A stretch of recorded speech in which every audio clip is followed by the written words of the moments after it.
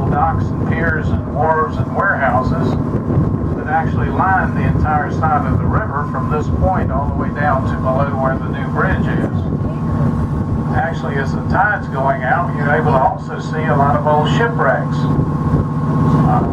There's a lot of old boats were left up here on the side of the river about 150 years ago. Actually, when we get down below the North Carolina, you'll be able to see some old boilers from some steam-powered sailing ships that were left here about 150 years ago.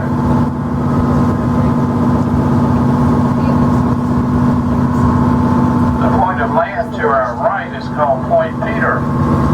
It certainly doesn't look like a whole lot right now, but actually that was where the settlement, the first settlement that was to become Wilmington, was actually settled right here on this point of land, mainly because they could have access to both sides of the river.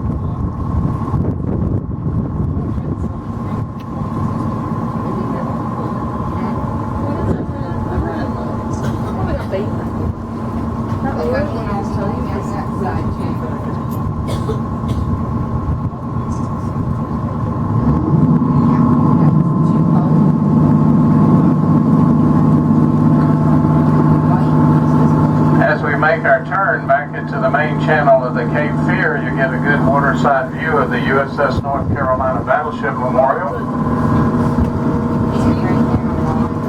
Now, the battleship has been here on our waterfront since 1961. The battleship was constructed in Philadelphia in the late 1930s and entered the war in the Pacific in 1941. The North Carolina served only in the Pacific and was the only ship to actually engage in all 12 of the major offenses in the Pacific during World War II. She won many battle stars and commendations and then was put in mothballs in 1947. In the 1950s, the Navy declared her surplus and she was eligible to be sold and cut up for scrap. The citizens of North Carolina didn't think too much of that idea. So a group of local businessmen and civic leaders down here in southeastern North Carolina formed a Save the Battleship campaign. And this campaign was very successful. It raised the funds necessary to actually secure the battleship from the Navy and bring her down here and put her in this slip. She's served ever since as a memorial to all the men and women that served in the armed forces during the World War II.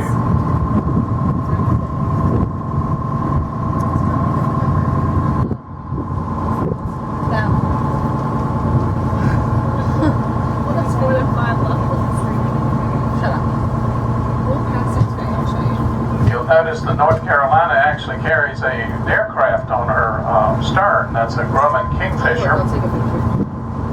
Actually, there were 3 of those on board the ship when she was in service. The Kingfisher was actually launched via a catapult from the deck of the ship. It would go out, fly reconnaissance missions, come back, land in the water, and then that big gantry crane would lift it up and put it on the deck.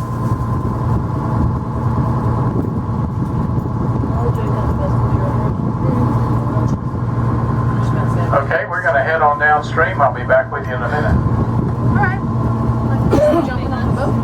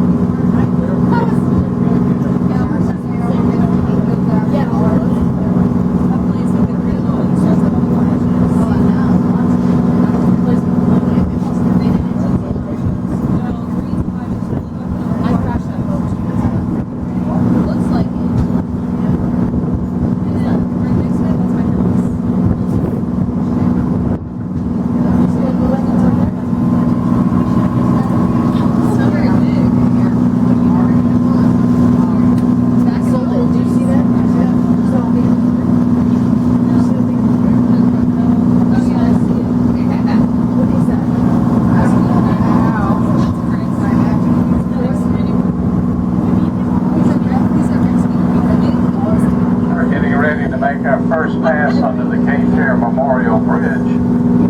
This bridge is very unique here on the east coast of the United States. It's one of the few horizontal lift span bridges.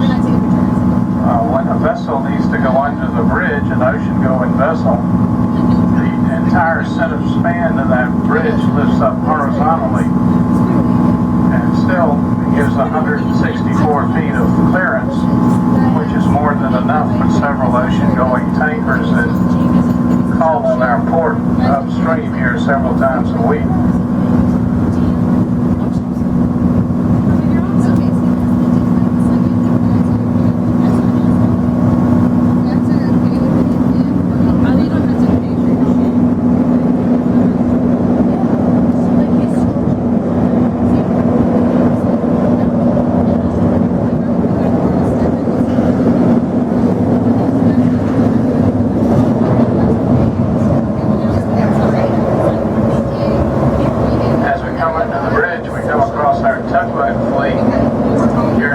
Wilmington. We have tugs here from McAllister Towing, as well as Moran Towing.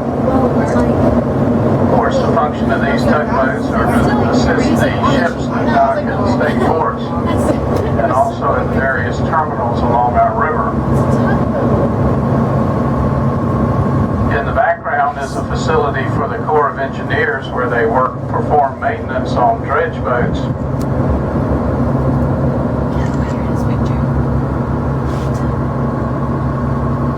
The piece of property to the right is called Eagles Island. Eagles Island was, during the 1800s, was actually a working rice plantation. The original landowner came over here in the late 1700s and was going to grow cotton on his land, but he found out that the land he had bought sight unseen was an island and didn't have any land mass to it.